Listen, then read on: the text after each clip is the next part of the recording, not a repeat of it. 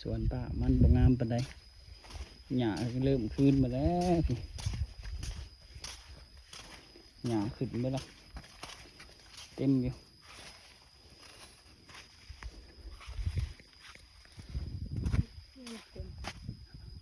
ฮะเอาดูละ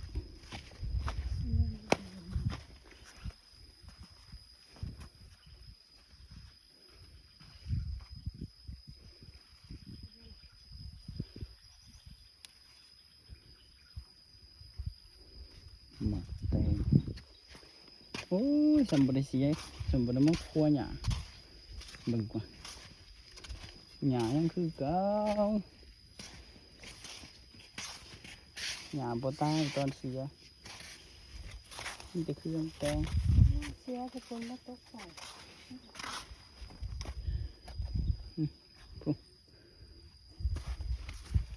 หญ้ามันก็งามอยู่แต่ว่า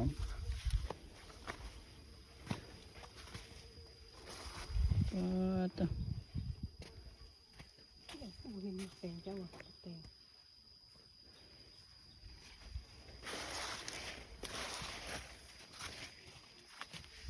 นี่เด้มันแตงโคโลอยู่ ใช่ไหม น้ำท่วมอยู่